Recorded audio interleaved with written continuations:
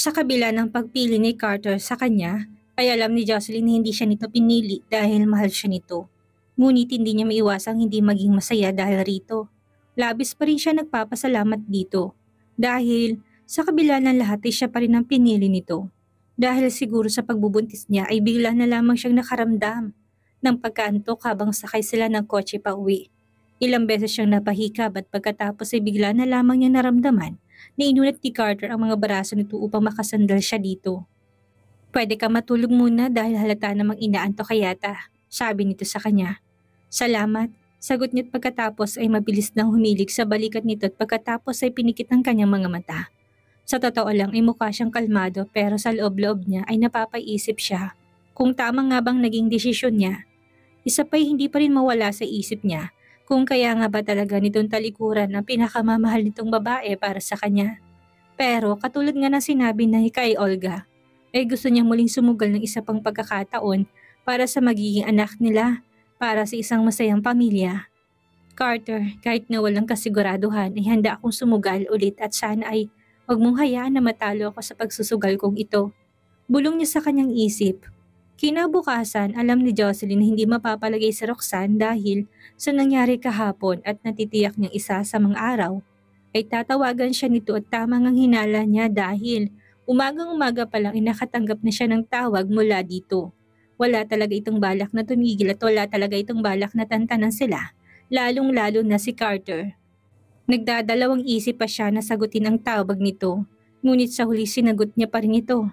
Jocelyn, magkita tayo, diretsong sabi nito sa kanya at wala ng paligoy-ligoy sa pagkasagot na pagkasagot niya sa tawag nito.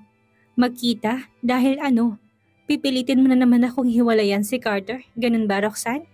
Hindi na kailangan mag-usap pa tayo kung yun lang din ang sasabihin mo. Dahil malinaw na sinabi sa ni Carter ang hangganan ng relasyon niyo at hindi ko na kailangang ulitin pa yun sa'yo. Tuloy-tuloy na sabi niya rito. Jocelyn, mali ka. Hindi kita gustong makita dahil sa bagay na yon. Gusto lang kita lumabas para magkape. Sabi nitong muli sa kanya, alam niyang nagpapalusot lamang ito. Gumagawa lang talaga ito ng paraan. Busy ako, maikling sabi niya. Nasa coffee shop ako ngayon at kung hindi ka darating, ako na mismong pupunta sa'yo para lang makapag-usap tayo. Dagdag pa nito na nagpakuyom na mga kamay niya. Gagawin talaga nito ang lahat. Hindi siya sumagot at pinatay ang tawag pagkatapos ay nagtungo sa kanyang silid upang magbihis ng damit at pagkatapos ay nagpahatid lamang siya sa kanilang driver doon. Nang makapasok siya sa loob ay nakita na niya kaagad ito na humihigop ng kape at hindi niya maiwasang hindi mangunot ang noo nang makita niya ito dahil ngiti-ngiti ito tila ba hindi man lang naapektuhan sa nangyari kahapon. Mukhang sobrang saya pa nga nito kung titingnan. Hindi niya tuloy alam kung may sayad ba talaga ito sa ulo o ano. Isa pa hindi niya maiwasang hindi makaramdam ng kaba dahil mukhang may niluluto na naman itong hindi maganda. Mabilis siyang lumapit dito at pagkatapos ay umupo sa tapat nito at pagkaupo pa lamang nito ay nilapag na nito kaagad ang isang sobre sa kanyang harapan. Buksan mo tingnan mo, nakangiting sabi nito sa kanya. Nakakunot man ng nooy mabilis niya pinulot ang sobre at nang makapa niyang matigas na nasa loob nito ay alam niya na kaagad kung anong mga yon. Nahulaan na niya kaagad kung anong laman na sobre at sigurado siyang mga larawan yon. Kung tama ang hula niya ay baka larawan to ni Roxanne at ni Carter noong mga panahong magkasama pa sila. Alam na niya matagal na magkakilala hanggang sa nagkamagkasintahan ng mga to ay marami na rin siyang naririnig ng mga kwento tungkol sa naging takbo ng relasyon ng mga to mula sa kanyang mga kakilala. Pero narinig niya man ang mga yun ay wala siyang pakialam. Ang mga itipawang mga alaala na lang na nakalagay sa larawan na ginagawang big deal ngayon ni Roxanne sa kanyang harapan. Sa totoo lang sa pagkakaalala ng mga yun ay nakaramdam siya ng konting selos at bigla na lamang siyang hindi naging komportable bigla. Pero kahit na ganon hindi niya hayaang makita nito. Ang tunay niyang nararamdaman at baka mamay gamitan pa nitong alasyon laban sa kanya. Nagangat siya ng kanyang ulo at tumitig dito. Pagkatapos ay nagpaskil ng isang ngiti sa kanyang labi bago niya dinampot ang sobre at tinulak sa harap nito yon. Alam ko na kagad kung anong laman nito. Agad naman niyang napataas ang kilay nito. Kung talagang nahulaan mo na, bakit ayaw mong buksan, Jocelyn? Natatakot ka ba sa mga pwede mong makita sa loob? Naghahamong tanong nito sa kanya. Nagpapatawa ka ba, Roxanne? Ano naman sanang dapat kong ikatakot? Napangiti ito. Kung hindi ka talaga natatakot, buksan mo tingnan natin kung gaano kakatapang. Sad nitong nakataas ang noo. Sa totoo lang ay natatakot talaga siya na buksan iyon at alam niya na baka masaktan siya kapag nakita niya kung gaano kasweet ang mga ito noon. Dahil ayaw niya magpatalo dito at dinampot niya ang sobra sa harapan nito at nilagay sa harap niya. Huminga muna siya ng malalim bago niya tuluyang binuksan yon. Pilit niyang kinontrol ang nanginginig niya mga kamay at pagkatapos ay pinunit ang sobre. Hanggang sa tuluyan na nga itong nabuksan pagkatapos ay binuhos niya mga larawan sa ibabaw ng mesa. Napakaraming larawan ang lumabas mula sa sobre at ang ilan pang ay nahulog sa sahig dahil nagsiliparan na mga to. Nang akmang pupulutin niya na sanang mga nahulog ay bigla na lamang siyang napatigil nang makitang eksenang nasa larawan. Si Roxanne at Carter ay magkasama talatang nasa elementarya pang mga to at nakasuot ng uniform. Ang iba naman nakatayo sila habang magkaakbay at ang isa naman magkatitigan at may mga ngiti sa kani-kanilang mga labi. Ang isa naman nakaupo silang dalawa sa isang library. Habang nagbabasa ng libro at ang pinakatumatak sa isip niyang larawang magkaharap ang mga to.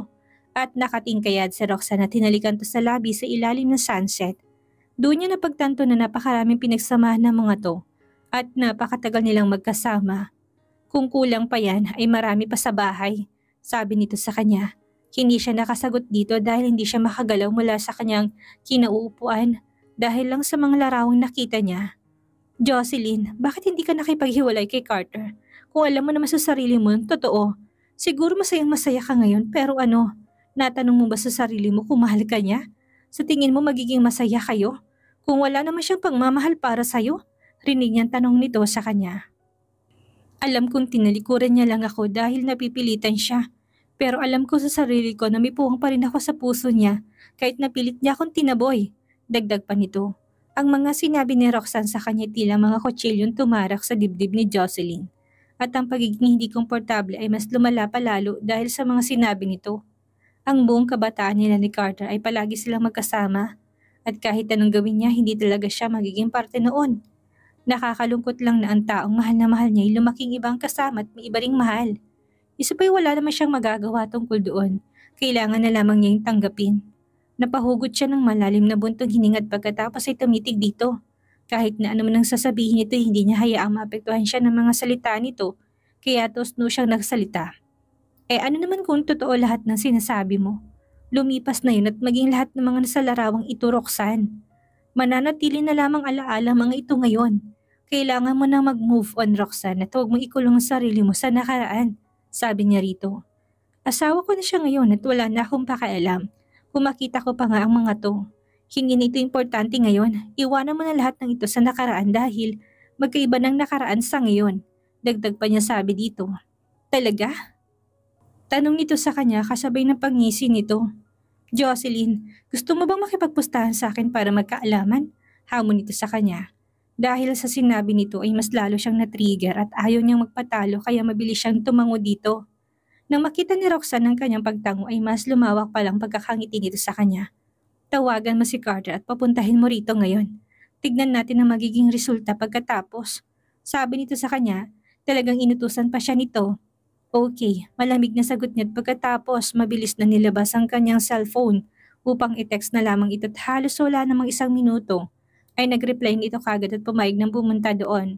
Ilang sandali pa'y tumawag ng waiter sa Roxanne at nang makalapit sa kanila nakangiti itong nagsalita. Pwede ba ako makahiram ng fruit knife? Tanong nito kagad na naman itong tumango. Agad na tumalikod ng waiter at nang bumalik sa lamesa may dala ng fruit knife at mabilis itong inabot sa kay Roxanne. Magilo na nagpasalamat sa waiter at hinintay muna nitong makaalis to. Wala siyang idea kung anong gagawin nito sa kutsilyo. Wala naman silang in-order na hihiwain. Ngunit bigla na lamang nalaki ang kanyang mga mata na makita niya kung anong ginawa nito sa kutsilyo. Nilaslas nitong kamay na hindi malang kumukurap. Dahil sa ginawa nito'y kagad na tumulong dugo mula sa kamay nito. At hindi nagtagal dumami ng dugong tumulong mula sa kamay nito. Pagkatapos itong laslasin ang sarili inabot nitong kutsilyo sa kanya. Naguguluhang napatitig siya rito. Laslasin mo rin ang kamay mo kung gusto mong makita kung sinong masaunahin ni Carter sa ating dalawa. Nadalhin sa ospital. Nakangiting sabi nito sa kanya. Napanunok siya at pagkatapos ay nagdalawang isip ni inambot ang kutsilyo. Dahil ayaw niya magpatalo dito kagad niyang inambay yun sa kanyang kamay ngunit halos 1 pulgada na lamang layo ng talim ng kutsilyo sa kanyang kamay na patigil siya. Sa totoo lang bigla rin siyang na-curious at gusto niya ring malaman kung sino nga ba ang uunahin nito sa kanila. Ngunit bigla na lamang siyang natauhan. Bigla niyang binaba ang kutsilyo sa lames at malamig na tinignan sa Roxanne. Hindi ko kailangan makipagpustahan sa'yo, Roxanne. At kung gusto mo ng ganitong klaseng laro, pues laruin mo mag-isa, sabi niya rito. Sabi nito pagkatapos ay ngumisi. Jocelyn, natatakot ka na gawin ang simpleng bagay na to pero ang lakas ng loob mo sabihin na mahal mo siya. Lumunok si Jocelyn. Mahal ko siya pero hindi ko kailangan saktan ng sarili ko para lang makuha kong simpatya niya. Isa pa'y baka awa lang ang matanggap ko mula sa kanya pag nagkataon at magkaibang awa sa pagmamahal. Taas noong saad niya rito. Hindi siya magpapauto rito. Natawa ito pagkatapos ay napailing na pataas ang kilay nito. Kung ang lalaki walang simpatya sa isang babae, sa tingin mo paano siya magkakaroon ng pagmamahal dito? Hindi pa siya nakakasagot dito. Nabigla na lamang dumating si Carter sa coffee shop. Tumingin to sa kanya. Nandito na si Carter. Ihanda mo na sarili mong mapahiya, Jocelyn. Nakangising sabi nito bago umarte. Narinig niyang papalapit ng mga yabag sa kinaroonan nila at habang papalapit ng papalapit ay palakas naman ng palakas ang tibok ng puso niya. Kinakabahan at natatakot siya kung ano magiging kalalabasan ng ginawa ni Roxanne. Hanggang sa halos hindi na siya makahinga pa. Carter, nandito ka na pala. Sabi ni Roxanne dito sa sandaling makita nito si Carter ay pinalambot nitong ekspresyon at pagkatapos ay nilungkutan din itong kanyang tinig. Dahil nakapatong ang kamay nito sa mesa at tumutulong matingkad na kulay pulang dugo, ay kaagad ito nakuha ni Carter sa isang sulyap lamang. Agad siyang lumapit dito at hinawakan ang kamay ni Roxanne at kinakabahang tinanong ito. Anong nangyari sa kamay mo? Hindi ito sumagot bagkus ay mas lalo pang nagpaawa dito. Mabilis na inilibot ni Carter ang kanyang paningin sa loob ng shop at tinawag ang isang waiter. Pwede mo bang ibigay sa akin ang first aid kit? Sabi nito sa waiter. Hindi nga nagtagal ay dali-daling inabot ng waiter dito ang first aid kit at nakatapos ay mabilis na yumuko si Carter upang gamutin ang sugat ni Roxanne. Nakatalikod to sa kanya at nakaharap to kay Roxanne. Hindi niya makitang expression nito habang ginagamot ang sugat ni Roxanne. Pero alam niya na kaagad na sobra-sobrang pag-aalala nito sa babaeng pinakamamahal nito. Pakiramdam ni Jocelyn tuloy ng mga oras na yun isa lamang siyang hangin doon at hindi man lang siya nitong pinansin o tinapunan man lang ng tingin ni Carter. Nang mga oras na yon, malinaw na kaagad sa kanyang resulta ng ginawa ni Roxanne. Natalo siya at isa siyang talunan. Dahil sa pagkapahiya ay tila ba nawala na siya ng lakas ng loob na manatili pa doon. Kaya mabilis siyang tumayo at lumabas ng coffee shop. Hindi niya alam kung kailan naging malakas ang hangin sa labas at bigla na lamang tong umihip nang nakalabas siya. Napatingala tuloy siya. Sa kalangitan ng mga oras na yun ay nakita niyang madilim at may mga itim na ulap na namumuo. Katulad ng naramdaman niya ay tila nagdadalamhati din ang langit dahil sa pagkatalo niya. Agad niyang naramdaman na malamig sa labas at giniginaw siya at hindi maiwasang di yakapin ang sarili. Naglakad siya patungo sa kalsada at pagkatapos pumara ng taxi. Umuwi na siya. Nang may mapara siya kagad nitong binuksan ng pinto at papasok na sana siya sa loob ng taxi nang bigla na lamang siyang natigil dahil may humawak sa kamay niya. Lumingon siya at kagad niya nakita si Carter na nasa likuran niya at palat nagtatanggal ng coat pagkatapos sinuot sa kanya. Bakit to lumabas? Hindi ba siya nag-aalala kay Roxanne? Bakit ka biglang lumabas? Hindi ka malang paalam. Sabi nito sa kanya habang nakatitig sa kanyang mga mata. Sa tono ng boses tila ba siyang may kumagawang mali? Kaysa dito samantalang tong alalang-ala kanina sa ibang babae habang nasa harap siya nito. Tama lang yon para magkaroon kayo ng oras sa dalawa at ayoko makaistorbo sa inyo. Sabi niya rito sa mga oras na yung bigla nilang narinig ang naiinip na tinig ng driver. Misa, sakay ka pa ba? Sayang kasing oras ko. Akmang sasabihin sana niya dito na sasakay na siya ngunit biglang iniharang ni Carter ang kamay nito sa kanya at pagkatapos ay nagsalita. Huwag kang sumakay. Pigil nito sa kanya. Napalingon naman si Jocelyn bigla sa driver at bigla itong napasimangot at pagkatapos sinipakamot ng ulo. Iritadong napabuntong hininga. Hindi ka naman pala sasakay, dapat hindi mo na ako pinara. Nakakaistorbo ka lang sa trabaho ng tao. Nasayang patuloy yung oras at gasolina kung hinintuan ka. Sabi nito sa kanya. Heto manong, sabi ni Carter at biglang inabot ang 1,000 piso dito. Hindi niya na malay naglabas na palata ng wallet at humugot ng pera doon. Agad namang ngumiti ang driver sa kanila at pagkatapos itinanggap ang 1,000 mula kay Carter. Salamat sir, napakalaki po nito. Sabi nito na bigla na lang gumalang ang tinig bigla ng kinairap niya. Okay na yan, sa inyo na po yan. Sagot naman ni Carter, salamat po. Ngiting-ngiting sabi nito pagkatapos ay bago umalis ay pinagsabihan pa siya nito. Miss, mabait naman si kuya. Kaya huwag ka na magalit sa kanya. Isa pa bilang magkarelasyon, dapat hindi pinapatagal ang away dahil hindi yan masaya. Away lang sa kamang masaya, sabi nito sa kanya at pagkatapos ngumiti pa sa kanya. Pagkasabi nito noon ay kaagad nitong pinatakbo ang taxi at Nawala na sa harap niya. Sinundan niya ng tingin ng taxi at pagkatapos ay napako yung mga kamay niya. Dahil sa galit, tumalikod si Jocelyn sa kalsada at humarap kay Carter. At pagkatapos bigla na lamang niya pinagsisipa ang mga bato sa lupa gamit ang kanyang mga paa dahil sa sobrang inis niya. Ngayon pinalis mong taxi na sasakyan ko sana, paano ko makakauwi ngayon? Pagkasabi niya nito'y tinalikuran at bigla na lamang siyang naramdamang uminit ang kami niya at isang iglap ay hawak na ni Carter ang kanyang kamay, hindi niya maiwasang hindi mapatitig dito dahil sa mga oras na magkahawak kamay na sila. Malakas ang hangin, hindi ka ba giniginaw? Hindi, mabilis siya namang sagot dito pagkatapos sinilang kamay hinubad ang suot niyang coat at binato kay Carter. Galit ka ba? Nilingon siya nito at pagkatapos ganun din naman ito magkasalubong ang mga kilay nito nakatitig sa kanya. Ano namang akala nito? Ganun ba talaga to kamanhit kailangan pa nitong tanungin siya? Isa pa hindi niya mapapatawad to dahil sa ginawa nito. Sa halip na sagutin to hindi na lamang siya sumagot, hindi to pinansin. Napabuntong ininga na lamang ito dahil sa hindi siya pagsagot at pagkatapos muli namang nilagay ang coat sa balikat niya. Ngunit sa sobrang inis niya muli niyang inabot yung pagkatapos itinanggal ngunit mabilis nang nakagalaw. Kaya napigilan siya nito. Maginaw, isuot mo lang para hindi ka magkaroon ng sipon. Sabi nito sa kanya, aksidenteng napahawak to sa magkabila niyang kamay habang nakahawak sa kanyang balikat. Sabi mo hindi ka giniginaw pero kasing lamig ng yelo mga kamay mo. Dagdag pa nito sabi sa kanya, hanggang sa tuluyan na nga nitong kinuha ang kanyang mga kamay at pinagsalikop at kinulong sa mga palad nito.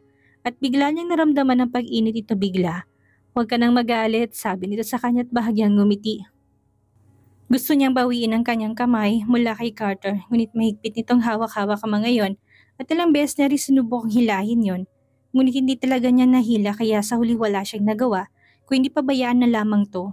Sa oras na yun ay eksakto lamang lumabas mula sa loob ng coffee shop si Roxanne. Nasakay-sakay pa rin ang wheelchair nito. Nang makita nito si Carter, naginarta na naman to kagad na kunwaring iiyak na naman na tila ba isang batang inapi. Carter, pababayaan mo lang ba ako? Mangiyak-ngiyak na tanong nito kay Carter. Sir, bigla silang napalingon sa kanilang likuran. Nakita nila si Kent na mukhang napakalain ng tinakbo dahil sobrang hingal na hingal to. Walang emosyong napatingin si Carter kay Roxanne at pagkatapos inutusan si Kent sa malamig na boses. Dalhin mo siya sa ospital para magamot ang sugat niya. Masusunod po sir, agad na masagot ni Kent dito. No, ayoko siyang magdala sa akin sa ospital. Pagtanggi nito ngunit wala na lamang to dahil nagawa dahil si Kent na mabilis na tinulak ang wheelchair nito papunta sa garahe at palayo sa kanilang dalawa. Pagkaalis na mga to, nilingon siya ni Carter. Bilang isang medical student, dapat mong inalam ang lagay ng kamay niya. At kung saan parte ng kamay niya siya naghiwa dahil may ugat na natamaan at kung ang pagdurugo ng kanyang sugat ay nagpatuloy, magiging delikado. Sabi nitong bigla sa kanya. Kaya ako rin siya kagad na ginamot. Dagdag pa nitong sabi sa kanya. Oh, gulat na sabi ni Jocelyn bigla dahil sa sinabi nito. Bigla rin tuloy siyang napahiya, isa pa hindi niya talaga napansin ang mabuting ginawang sugat ni Roxanne dahil hindi niya naman yan pagtinagtuunan ng pansin kanina. Kung talaga may ugat ngang nadami doon, alam niyang magiging delikado nga talaga. Mas gumana bang pakiramdam mo ngayon at pwede mo na ba akong patawarin?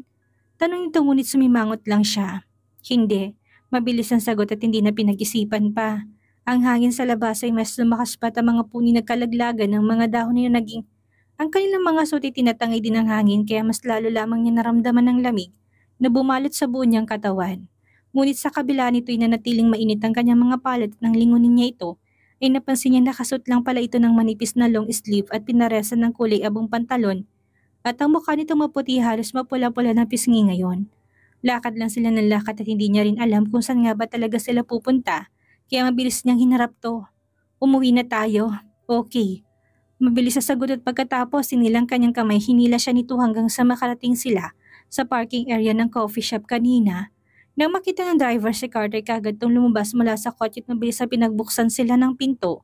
Magpahinga ka na muna at tatawagan lang nalang kuti. Sabi ni Carter dito, nagdalawang isip pa to ngunit mabilis naman tong tumango at pagkatapos yumuko bago tuluyang umalis at tumalikod mula sa kanila. Napatitig si Jocelyn sa papalayong figura ng driver habang papalis at pagkatapos nilingon si Carter.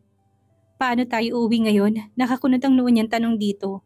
Sa halip na sumagot, binuksan itong pintong katabi ng driver seat, tinulak siya papasok doon at pagkatapos sumakay naman to ng sasakyan at pumesto sa driver seat.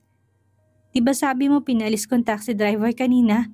Ngayon Miss Jocelyn, kontento ka na ba sa gwapo mong driver? Tanong nito sa kanya bigla naman siyang napairap. Dahil sa sinabi nito, nasa ng kagapuhan mo, huwag kang ang feeling. Sabi niya rito nang matapos siyang magsalita bigla na lamang siyang napalaki ng mata dahil nakita siya ni Carter na papalapit sa kanya. Papalapit na papalapit ang mukha nito sa kanya at halos ilang pulgada na lang. Ang layo ng mukha nito sa kanya, napahawak si Jocelyn sa magkabilang gilid ng upuan at pinipigilan niyang kanyang hininga dahil sa sobrang kaba niya at biglang naistatwa sa kinaupuan niya. Anong gagawin nito? Sa mga sandaling yon, hindi niya maiwasang hindi mapatanong. Sa isip niya sa sobrang lapit na nito sa mukha niya, hindi niya maiwasang hindi niya isipin na gusto siya nitong halikan. Halikan ba talaga siya nito? Nang tumapat ang labi nito sa ilong niya, napapikit siya habang malakas ang tibok ng kanyang puso.